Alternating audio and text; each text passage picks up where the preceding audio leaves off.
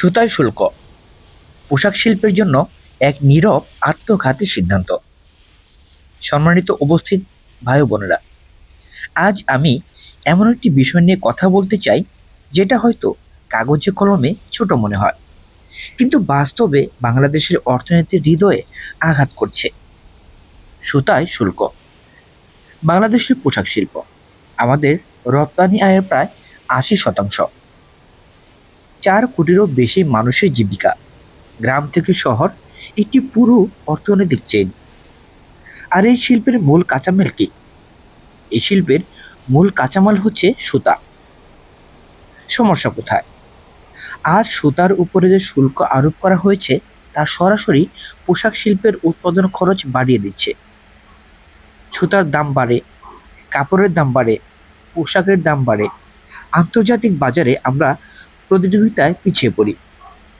Vietnam, Bharat, Ethiopia তারা কম দামে পোশাক দিচ্ছে, আর আমরা শুল্কের বোঝা নিয়ে লড়াই করছি। এটা কি টিকে থাকার লড়াই নয়? কেন এটাকে আত্মঘাতী বলছি? কারণ হচ্ছে, একদিকে সরকার চায় রপ্তানি বাড়ুক, ডলার আসুক, কর্মসংস্থান হোক। অন্যদিকে কাঁচামালের উপর শুল্ক বসিয়ে শিল্পকে নিজেই দুর্বল করে দিচ্ছে। এটা ঠিক যেন নিজের পায়ে নিজে কোড়াল মারা। যদি পোশাক শিল্প দুর্বল হয় তাহলে শ্রমিক চাকরি হারাবে, মিল বন্ধ হবে, রপ্তানি কমবে, ডলার সংকট বাড়বে, পুরো অর্থনীতি ক্ষতিগ্রস্ত হবে। শ্রমিকদের কথা কি কেউ ভাবছে?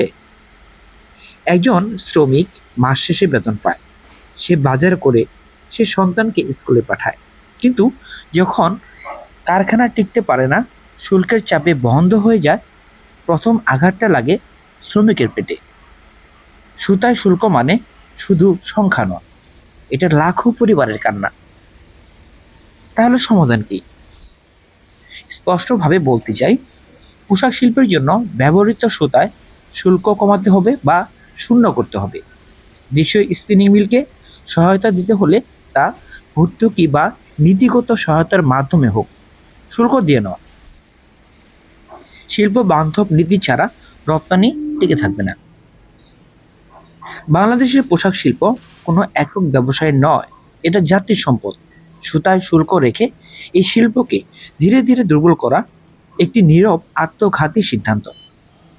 এখনই সময় ভুল সিদ্ধান্ত থেকে সরে আসার, শিল্পকে বাঁচানোর, দেশকে বাঁচানোর। ধন্যবাদ সবাইকে।